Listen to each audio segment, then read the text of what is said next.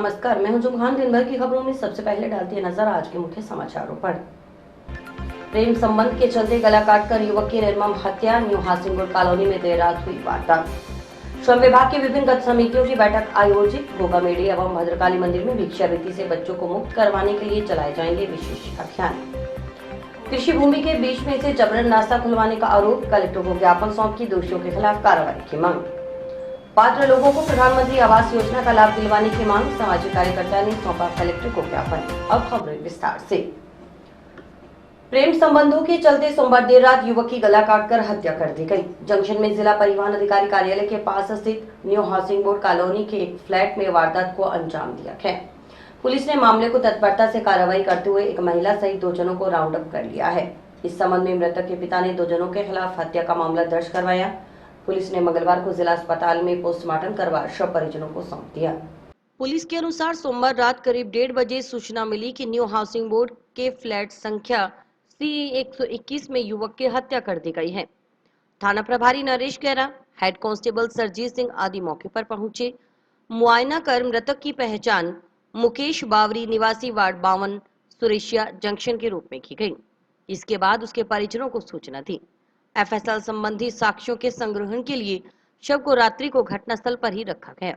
इसके बाद मंगलवार सुबह FSL टीम मौके पर पहुंची और साक्ष्य जुटाए। ASP जसाराम बोस और थाना प्रभारी नरेश गैरा ने मुआयना कर शव को जिला अस्पताल की मॉर्चरी में रखवाया। परसराम बावरी निवासी सुरेशिया ने पुलिस को रिपोर्ट दी कि उसके 3 पुत्र हैं। बीच वाले पुत्र मुकेश बावरी की सतीपुरा निवासी माया देवी पत्नी सुरेश की बेटी नीतू के साथ दोस्ती थी। 3 जुलाई को नीतू को लेकर मुकेश न्यू हासिंगपुर कॉलोनी स्थित आवास में गया था। माया देवी को उसकी जानकारी मिल गई तो सुखराम पुत्र कालूराम बावरी निवासी 13 SPD जाखड़ावाली को लेकर न्यू हासिंगपुर कॉलोनी पहुंचे। माया देवी के साथ सुखराम के अवैध संबंध हैं। वे दोनों मुकेश व नीतू के संबंधों का विरोध करने लगे। इसी बात को लेकर सोमवार रात्रि को माया देवी और सुखराम ने मिलकर मुकेश की धारदार हथियार से हत्या कर दी। ASP जसाराम बोस ने बताया कि मृतक मुकेश बावरी के पिता परसराम बावरी की रिपोर्ट के आधार पर 2 जनों के खिलाफ हत्या का मामला दर्ज किया गया है। प्रथम दृष्टया अवैध संबंधों के चलते हत्या की बात सामने आई है। आरोपियों को गिरफ्तार कर पूछताछ के बाद ही पूरी स्थिति स्पष्ट हो पा सकेगी। पुलिस फिलहाल पड़ताल में जुटी हुई है। न्यू हाउसिंग बोर्ड में रात्रि 1 बजे के करीब मुकेश बावरी की हत्या की गई थी। उसमें सुखराम और माया का प्रथम दृष्टया सामने आया है और कारण अभी उनसे जो प्रारंभिक पूछताछ की गई वो अवैध संबंधों की बात सामने आई है। बाकी खुलासा मुकदमा दर्ज होने के बाद अनुसंधान के दौरान हो जाए। मुकेश बावरी ये जो माया की लड़की है नीतू, उसे कोई अवैध संबंध की बात सामने आई। मौके पे जो भी साक्ष्य जुटाने हैं वो साक्ष्य जुटाए गए और बाकी PM रिपोर्ट के बाद जो भी स्थिति आएगी उसके अनुसार कार्रवाई की जाएगी। जिला स्तरीय बंधक श्रम सतर्कता समिति, जिला स्तरीय बाल श्रम टास्क फोर्स, भवन एवं सन्निर्माण कर्मकार टास्क फोर्स की बैठक मंगलवार को कलेक्ट्रेट सभागार में कलेक्टर रुक्मणी रियार की अध्यक्षता में आयोजित हुई। कलेक्टर ने बैठक में कहा कि ईंट भट्टा पदाधिकारी बंधक श्रम और श्रमिकों के वेतन संबंधी प्रकरणों का अविलंब निस्तारण करें। पुलिस विभाग और बाल कल्याण समिति, देवस्थान विभाग के समन्वय से गोगामेड़ी और भद्रकाली मंदिर में भिक्षावृत्ति के संलग्न बच्चों को मुक्त करवाने के लिए विशेष कैंप प्रत्येक सप्ताह लगाए।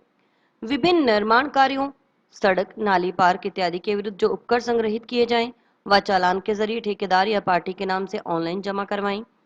निकाय क्षेत्र में निर्माणाधीन और विकसित कॉलोनियों के निर्माण कार्यों से ब्याज सहित उपकर वसूल 7 दिन में रिपोर्ट भेजें। सभी विभाग सुनिश्चित करें कि ठेकेदार श्रम कानूनों के तहत पंजीकरण करवाएं। श्रम सहायक आयुक्त अमरचंद लहरी ने बैठक में बताया कि बंधक श्रम संबंधी मामले अत्यंत संवेदनशील हैं। संस्थान के पास नियोजित प्रत्येक श्रमिक का रिकॉर्ड होना चाहिए। रिकॉर्ड नहीं रखने वाले संस्थानों पर नियमानुसार कार्रवाई होगी। देवस्थान विभाग, पुलिस विभाग और बाल कल्याण समिति द्वारा संयुक्त रूप से भद्रकाली मंदिर में रविवार को अभियान चलाया जाएगा। विभिन्न कॉलोनाइजर्स द्वारा निर्माण करवाए जाने के उपरांत भी लेबर सेस जमा नहीं करवाया गया है, उनसे पेनल्टी लगाकर वसूली की जाएगी। बैठक में कलेक्टर सहित ASP Jasaram Bose, LDM Rajkumar, DEO Hansraj Jajewala, CMHO doctor OP Chahar, बाल कल्याण समिति सदस्य प्रेमचंद शर्मा, कमेटी सदस्य वीरेंद्र गांधी सहित विभिन्न विभागों के अधिकारी कर्मचारी उपस्थित रहे।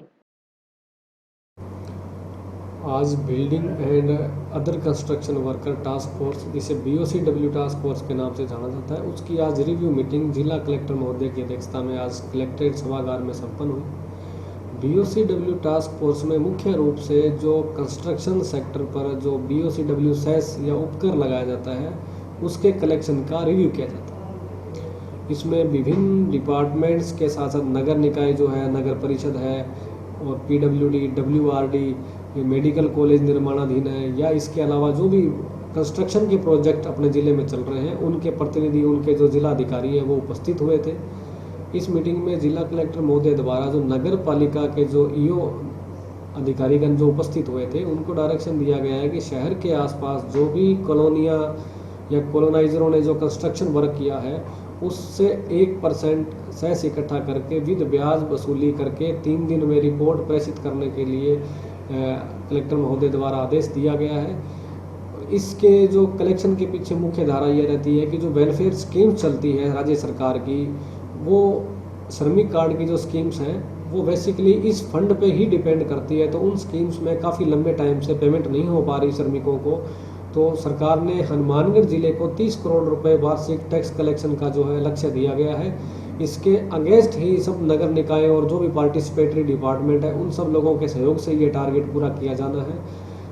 इसके अतिरिक्त आज एक बंधक श्रम सतर्कता समिति की जिला स्तरीय जो मीटिंग है वो भी संपन्न हुई। इसमें ब्रिक्स एसोसिएशन के अलावा जो नॉमिनेट मेंबर हैं, नियामत अली जी हैं नौहर से, वीरेंद्र गांधी जी हैं थेड़ी से, ये सदस्यगण भी उपस्थित हुए। इसमें मुख्य रूप से ये एजेंडा रहता है कि जो बंधक श्रम, बेसिकली जो ईंट भट्टे पे श्रमिक काम करते हैं, माइग्रेट लेबर है जो राजस्थान से बाहर की, उनको कोई बंधक बनाया गया कि नहीं बनाया गया, इस संबंध में इसका रिव्यू किया जाता है। ब्रिक्स एसोसिएशन के पदाधिकारियों ने कलेक्टर महोदय को अवगत कराया था कि काफ़ी लंबे टाइम से कुछ असामाजिक तत्व हैं वो गलत शिकायतें पेश कर रहे हैं और जिससे भट्टे मालिकों को मानसिक रूप से परेशान होना पड़ रहा है। इस संबंध में जिला कलेक्टर महोदय द्वारा श्रम विभाग व पुलिस विभाग को ये डायरेक्शन दिए गए कि जब भी कोई इस प्रकार का बंधक श्रम संबंधित परिवाद प्राप्त होता है तो आप उसका प्राइम फेस या जो उसकी फैक्चुअल रिपोर्ट तैयार करेंगे, उसमें यदि बंधक श्रम का ऐसा कोई मामला पाया जाता है तो प्रशासन में पुलिस के सहयोग से उसको रेस्क्यू किया जाएगा और यदि कोई गलत शिकायत पेश करता है तो उसके खिलाफ भी कार्रवाई अमल में ली जाएगी। इस बैठक के अतिरिक्त चाइल्ड लेबर टास्क फोर्स की एक मीटिंग भी आज जिला कलेक्टर महोदय की अध्यक्षता में हुई। इसमें बाल श्रम व बाल भिक्षावृत्ति के संबंध में जो भी जागरूकता कार्यक्रम और रेस्क्यू कार्यक्रम चलाए जाते हैं उसका आज जिला कलेक्टर महोदय द्वारा रिव्यू किया गया। श्रम विभाग द्वारा आज त्रैमासिक बैठक का आयोजन श्रीमती रुक्मिणी जी रियार जिला कलेक्टर महोदय की अध्यक्षता में किया गया था। उसके अंदर विभिन्न विभागों द्वारा अपनी अपनी जो कार्रवाई थी उसको रखा गया था। हमारा बाल कल्याण समिति द्वारा पिछले 3 माह के अंदर, त्रैमासिक के अंदर, अप्रैल मई जून के अंदर जो वर्क किया गया था, जो बाल श्रम के विरुद्ध जागरूकता अभियान चलाए गए थे, उमंग अभियान था, उसके अंदर हमारा हनुमानगढ़ टाउन, जंक्शन, खेतरपाल मंदिर और पल्लू और रावतसर और कई जगह पर जो बाल श्रमिक और बाल भिक्षावृत्ति वाले जो बच्चे थे उनको रेस्क्यू करके उनके माता पिता को सुपुर्द किया गया था, उनकी काउंसलिंग की गई थी और ईंट भट्टों पर भी जो बच्चों को मुक्त करवाया गया था और उनको भी पाबंद करके माता पिता को सौंपा गया था। और भविष्य में अगर वो इस प्रकार की कार्रवाई करते हैं तो उन पर कानूनी कार्रवाई करने के लिए उनको निर्देशित किया था। आज इस संदर्भ में उमंग अभियान हमारा चला था पिछले महीना 1.5 महीने से। इसके अंतर्गत हमारे पास 2-3 बच्चे बाहर से पलायन करके आ गए थे और उस अभियान के तहत RPF द्वारा, रेलवे पुलिस द्वारा हमको सौंपा गया था। उन बच्चों को, के माता पिता को हमने, एक तो बच्चा था अपने झारखंड से आया था और वो 15-20 दिन ही हमारे पास रहा था, उसके परिजनों को बुला के उसको सुपुर्द किया था। अभी एक बच्चा फतेहाबाद से आया था, वो RPF द्वारा हमें सौंपा गया था, उसको अभियान, उमंग अभियान के तहत उसको भी हमने सौंपा है। इस प्रकार से जो हमारी जो कार्रवाई थी जो हमने अध्यक्ष महोदय को हमने बताई और आगामी जो देवस्थान विभाग जो हमारे इसमें कार्रवाई के लिए, जहाँ पे जो मंदिरों में जो मेला भरने वाला है भद्रकाली वगैरह आज इस जगह, तो उसमें जो भिक्षावृत्ति करने वाले बच्चों पर ज़्यादा फोकस रहेगा। ग्राम पंचायत जोरावरपुरा के चक 2 HLM में कृषि भूमि के बीच में से जबरन रास्ता खुलवाने के विरोध में परिवादी ने देवीलाल ने कलेक्टर को ज्ञापन सौंप न्याय दिलाने की मांग की है। ज्ञापन में उस रास्ते को नजरी नक्शे और कानूनी हिसाब से खुलवाने, जबरन रास्ता खुलवाने से हुए फसल के नुकसान की भरपाई करवाते हुए दोषियों के खिलाफ कार्रवाई की मांग की गई।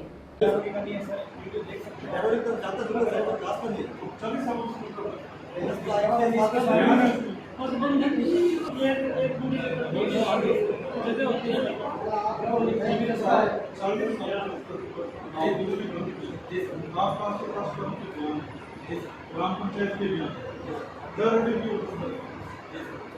दरोडी को जो रास्ता जिन्होंने सरकारी भूमि बेटी थी दरोडी के लिए, उसमें जैसे पेड़ की पगडंडी थी, उसमें रास्ता पास में से मेरा नाम कुलदीप भाटिया है सर मामला ये है कि हमारा 2 HLM जोरावरपुरा में खेत पड़ता है, उसकी ये जमाबंदी है हमारे पास। इस जमाबंदी में कोई रास्ता नहीं है हमारे खेत में से। गांव के कुछ दबंग लोग प्रशासन की सहायता लेके वहाँ पे रास्ता निकाल दिया। उसके अंदर बड़ी बड़ी फसल खड़ी थी बाजरी की, उस फसल को तहस नहस कर दिया गया। हमें डराया गया, धमकाया गया, गाली गलौज तक की नौबत आ गई और वो रास्ता निकाल दिया गया। इलीगल तरीके से हमें कोई सुनवाई का मौका नहीं दिया गया, अपना पक्ष रखने का भी हम अपना पक्ष रख सकें। इसीलिए हम कलेक्टर महोदया के पास आए हैं कि हमारे इंसाफ दिलाया जाए, वह जो रास्ता चल रहा है उसको तुरंत प्रभाव से बंद करने का आदेश फरमावें। अगर आगे सुनवाई नहीं होती है तो सर हम भूख हड़ताल पे करेंगे और हम अपने जान की बाजी लगाएंगे सर। 40 साल से रास्ता चल रहा था, ग्रामवासियों के बयान है, ग्राम पंचायत के बयान है, चलता रास्ता था, हड्डा रोडी की ओर जाने वाला एकमात्र रास्ता था, जिसे इनके द्वारा बाजरी बीज के बंद कर दिया गया। वो रास्ता नायब तहसीलदार जी के द्वारा, अच्छा उस पर स्टे और था कि आप चलते रास्ते को बंद नहीं करोगे, इनके द्वारा वो रास्ता बंद कर दिया गया, वो रास्ता आज खुलवाया गया। राजस्थान शिक्षक संघ प्रगतिशील ने अपनी 18 सूत्रीय मांगों को लेकर मुख्यमंत्री के नाम ज्ञापन SDM को सौंपा। शिक्षक संघ का कहना है कि तृतीय श्रेणी शिक्षकों के स्थानांतरण को लेकर लंबे समय से मांग की जा रही है। वही डिजायर सिस्टम सहित वेतन विसंगतियों को लेकर बार बार सरकार से आग्रह किया जा रहा है, लेकिन सुनवाई नहीं हो रही।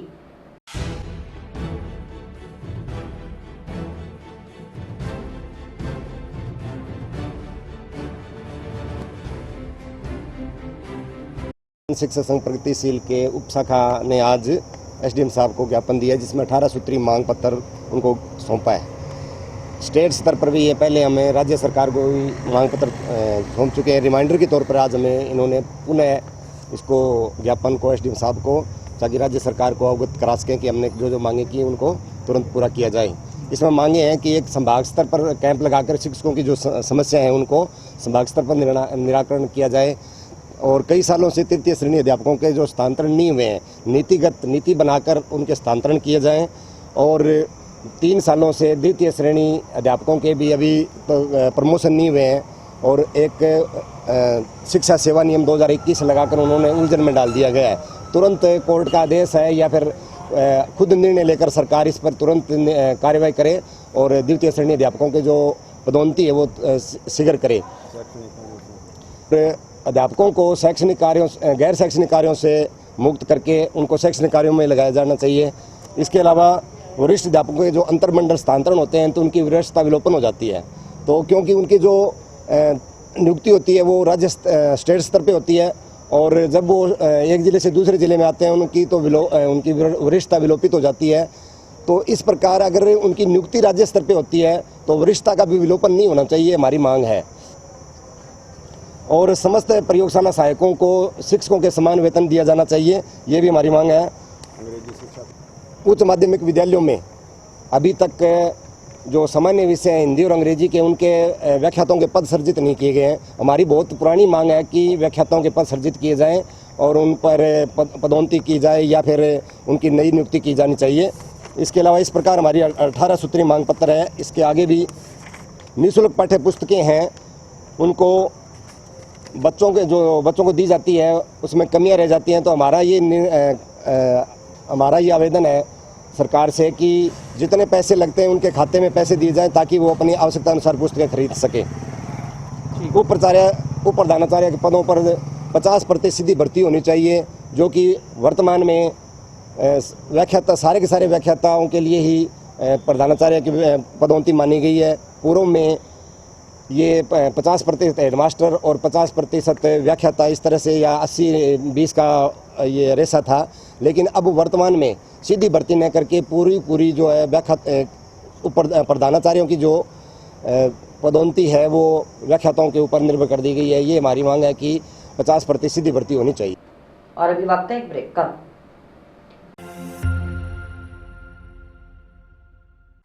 आपके कैरियर को दे नई दिशा।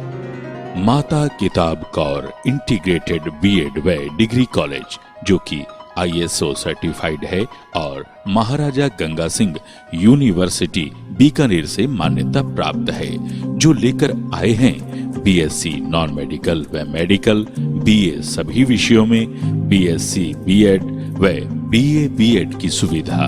अनुभवी और योग्य स्टाफ के साथ साथ हर सुविधा उपलब्ध करवाई गई है, जो विद्यार्थियों का उच्च कोटि का मार्गदर्शन करेगी। यहाँ का रिजल्ट 100% है। सभी सब्जेक्ट्स की लैब जैसे botany, zoology, physics, chemistry, computer व भूगोल, जो कि अत्याधुनिक उपकरणों से सुसज्जित है, और कॉलेज का विशाल कैंपस, जो कि पढ़ाई के बिल्कुल अनुकूल है। छात्रों के सर्वांगीण विकास के लिए फ्रेशर पार्टी, रंगोली, मेहंदी, खेल कूद, शैक्षणिक भ्रमण, scout, rover, ranger, Holi, Lohri जैसे सांस्कृतिक कार्यक्रम की गतिविधियां निरंतर चलती रहती हैं। CCTV व वाईफाई कैंटीन व बस की सुविधा उपलब्ध है। प्रवेश प्रक्रिया व गाइडलाइन हेतु संपर्क करें माता किताब Kaur campus, Rawatsar road, toll plaza के पास, हनुमानगढ़। मोबाइल नंबर 9950392001 और 9414081898। भारतीय जनता पार्टी नगर मंडल की ओर से बूथ कार्यकर्ता सम्मेलन का आयोजन भाजपा कार्यालय में किया गया। सम्मेलन में पंजाब से आए विस्तारकों ने कार्यकर्ताओं को बूथ नीति से लेकर पार्टी की रीति नीति को आमजन तक पहुंचाने के लिए प्रशिक्षित किया।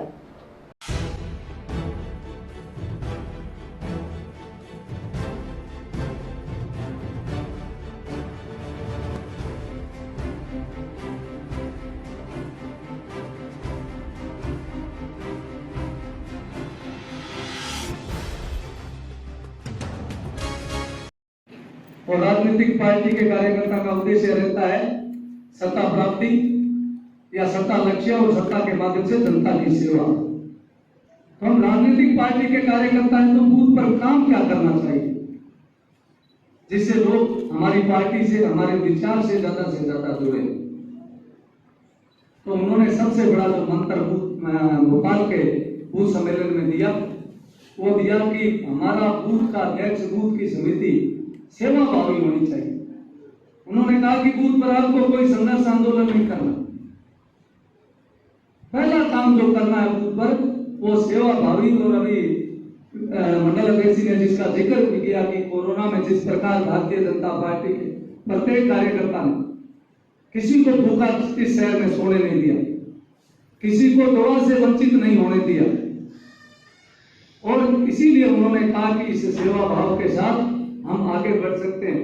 और इसके उदाहरण की अगर हम बात करें, कोई आपके बूथ पर कोई परिवार ऐसा है, बुजुर्ग परिवार रहता है, दोनों दंपति बुजुर्ग हैं, आपने कभी पूछ लिया उनकी दवा पानी का कि दवा नहीं है तो बाजार से दवा ला देते हैं, कभी उनको डॉक्टर की जरूरत पड़ी तो वो सहायता कर दी, या हमने उनको कोई बाजार से छोटे मोटे सामान की आवश्यकता पड़ी और आपने उनका सहयोग किया, तो वो परिवार सदा के लिए भारतीय जनता पार्टी हो जाएगा। उसमें आपका कोई समय, धन, कोई खर्चा नहीं लगेगा।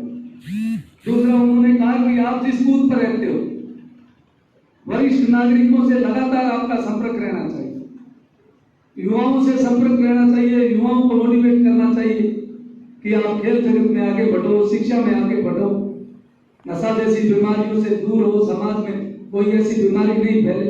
इस तरह की अपने छोटी छोटी बातें करके, बातें देखने में छोटी है लेकिन बहुत बड़ी बातें हैं, लेकिन हम सब ये 54 बूथ के कार्यकर्ता बैठे, अगर हम सब ने ये बीड़ा उठाकर काम किया तो बताओ संगठन को गति मिलेगी कि नहीं मिलेगी। हनुमानगढ़ जंक्शन नगर मंडल भारतीय जनता पार्टी के द्वारा बूथ कार्यकर्ता सम्मेलन किया जा रहा है।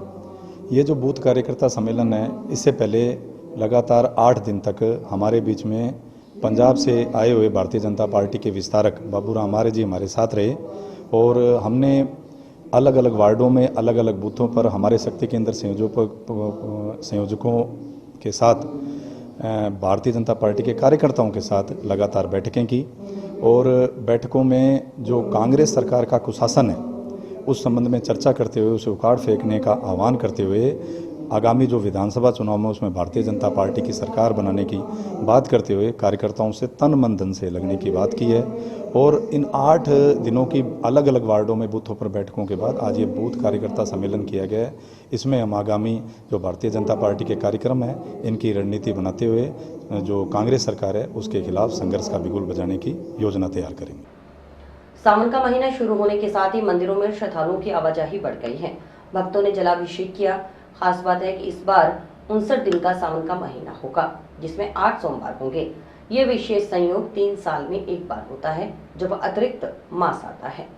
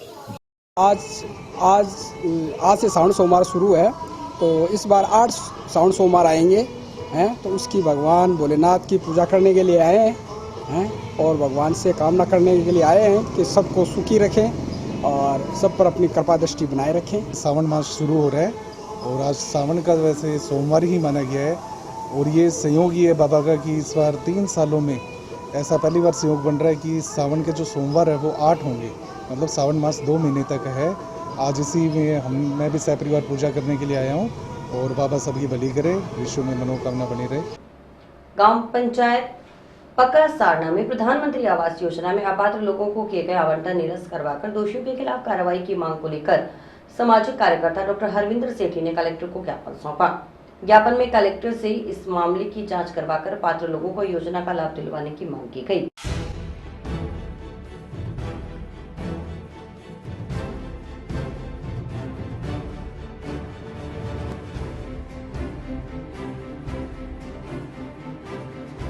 ग्राम पंचायत पक्का सारना का मामला है। प्रधानमंत्री आवास योजना में अप्रार्थी लोगों को आवंटन हुए में बार बार शिकायत कलेक्टर साहब से कर चुके हैं। इन्होंने आगे जांच दे देते हैं, वो जांच पूरे तरीके से होती नहीं है। अभी हमने एसडी में लगाया हुआ था, एसडी का कोई लेटर हमें प्राप्त हुआ है 4-5 दिन पहले, तो कलेक्टर साहब से मिले हम। इन्होंने हमें आश्वासन दिया है कि जो इसमें दोषी है उनको तुरंत कार्रवाई उन पर की जाएगी, अगर नहीं करेंगे तो हम बीकानेर संभागीय आयुक्त से मिलेंगे, हमारी मजबूरी है, हम कार्रवाई पूरी करवा के छोड़ेंगे। अपात्र जितने 6 लोगों की जांच हुई है, 6 के 6 अपात्र पाए गए हैं और बाकी जांच करेंगे उनमें बहुत से अपात्र पाए जाएंगे। और हम ये भी निवेदन करते हैं साथ में, जो पात्र लोग हैं जिनके मकान गिरने वाले हैं, उन गरीबों को मिलना चाहिए मकान, उनको तो मिलता नहीं। ये सारा अलग तरीका का खेल किया हुआ है, राजनीतिक खेल है और ये तुरंत कार्रवाई होनी चाहिए। कौन कौन इन्वॉल्व है? ये सरपंच, उप सरपंच और ये अपने ग्राम सचिव, सभी ने एक मिलजुल के ही काम चलता है सबका ही, लेकिन उसमें दोषी ग्राम सचिव को माना गया। और इसी के साथ समाचार समाप्त हुए। रोजाना देखते रहिए समाचार। नमस्कार।